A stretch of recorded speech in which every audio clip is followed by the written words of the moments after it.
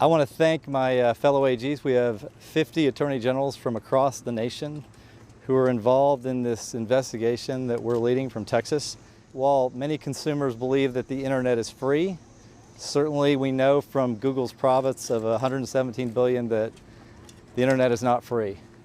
And this is a company that dominates all aspects of advertising on the internet and searching on the internet. This investigation is not a lawsuit. It is an investigation to determine the facts. And right now we're looking at advertising, but the facts will lead to where the facts lead. In a fair market, you shouldn't punish somebody for having a unique technology. But when you have companies that may be preventing other entrants into the market with unfair practices and dominating a market that then ultimately hurts consumers, because even though there's maybe not a direct cost to searching on the internet, if advertising costs are higher, who ends up paying that? The advertisers pay it. That's all passed on to consumers. This is really an independent, as Carl said, an independent action by the states. And we're not reacting to Congress. We're not trying to lead Congress. We're trying to do what we think is right for our consumers. Today, 50 attorney generals from different states and territories are launching an investigation into Google's potential monopolistic behavior.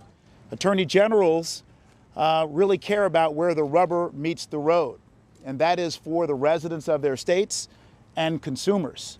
We also care about businesses, especially small businesses, that may be locked out as a result of what may be monopolistic power. But we are acting as one today in regards to launching what I know will be a fair and full investigation that will follow, as Attorney General Paxton said, the facts. I mean, Google itself in its initial first years talked about it being the best search engine to find you what it is you're looking for and then let you loose on the internet. We know that over time that model has changed to where the search result invariably is laden with Google-related goods, services, and those who pay Google.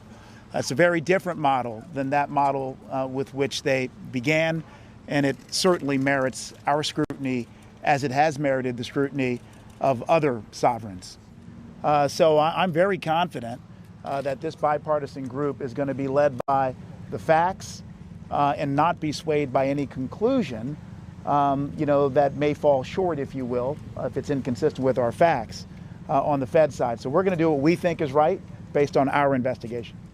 The fact of the matter is that each and every one of our consumers, our citizens, and the residents of our states do either have or yearn to have access to the internet, and therefore it's a proper place for a state attorney general to ensure that the landscape is fair and not unfairly manipulated in one company's direction. Our unique location causes many of our businesses to be highly dependent upon the internet for advertising in order to reach lower 48 and international markets. And the anti-competitive activity of the nature that this bipartisan coalition of states and attorneys general will be investigating has the potential for driving up the cost of business for businesses in Alaska. And I'm very pleased about the bipartisan nature of this investigation and the broad base of states that are involved in it. We like wide open spaces, but we like competition as well. We think $152 million in activity occurs just in my state alone coming from Google and the businesses it touches. But we want it to be fair. We want it to be a level playing field. You know, it's no doubt that the internet is the superhighway of information, and what we have found is that Google, the giant company Google, is the one that's directing most, if not all, of the traffic on this highway. And it's important that we determine for our states whether this traffic determination is being done in a fair manner. We certainly want to make sure that the internet has competition, and more importantly, we want to make sure that we're preserving innovation, the innovation that many small technical companies have to provide us on a regular basis. So I'm very pleased that we're getting this process started. It's a long way to go, and we want to also emphasize that We want to be fair in this process. Again, it's a preliminary investigation. We'll take a good hard look, and we will hope to work with everybody involved towards a full review of these situations. As a new mom, when my daughter is sick and I search online for advice or doctors, I want the best advice from the best doctors, not the doctor and not the clinic who can spend the most on advertising. Most Americans think it's free to Google something, but it comes at a cost at the freedom to choose the best products from the best companies. Every second of every day, on every computer screen and every smartphone screen, there is a Super Bowl ad personalized to you, powered by Google.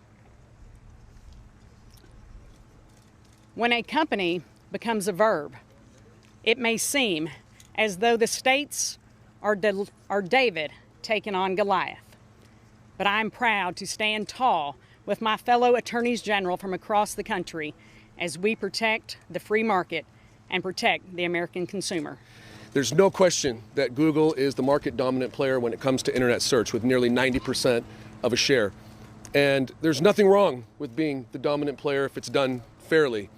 That's what our investigation intends to uncover and reveal, whether Google has played by the rules and acted fairly. There's a fine line sometimes between aggressive business practices and illegal ones. Usually the line is very clear. There is a reason why there's so many of us standing here and joined together, and I think that speaks to the pervasiveness, I think it speaks to the seriousness, I think it speaks to the continuity of the complaints and the concerns that have been raised with us by the American people over time. And while Democrats and Republicans may be from different parties, we all have a common bond, and that is we are charged with the responsibility of protecting the citizens of our state. When there is no longer a free market or competition, this increases prices, even when something is marketed as free, and harms consumers. Is something really free if we are increasingly giving over our privacy information? Is something really free if online ad prices go up based on one company's control? Google is one of the largest tech companies on the planet. People every day access the internet through Google, and Google controls a lot of that information. And the advertising ecosystem is complex, but it's fair to say that Google controls or is a major player in every aspect of that supply chain. I support innovation, I support free markets, which is why this investigation is so important, that we ensure, that we absolutely ensure that even the biggest of big tech companies are accountable, and even that the biggest of big tech companies are subject to the rule of law. The business model is based on accumulation of data, and our questions are, how do they protect that data? They can deny the access to the data to other parties. We wonder if they have acquired companies in their nascent new form to snuff out competition. And we want to be sure that there is competition for the consumer. And that is our interest, is the protection of the consumer. Let's say we go back before the invention of radio or television, when the single source of content was print media. Newspapers were it. They were the king of information. So would we in this country have allowed one person or one company to own all of the printing ink, the printing presses, and the paper used to print paper, newspapers? And the answer to that is absolutely not. Digital advertising in our virtual marketplace is supposed to enjoy the same free market principles as other commodities. It is supposed to be a supply and demand based. It's the way that the free market is supposed to work. It eliminated the guessing game for advertisers. By going to Google and purchasing advertising on their platform, advertisers are able to strategically target their audiences. Unfortunately, this also means that Google's dominance now allows them to pick winners and losers in this exchange. Continuing down this road will kill online publishing, or Google will stay who stays and who goes. So I look forward to working with my partners in this case, and I hope that we can do and understand that our mission is to serve the citizens of our state.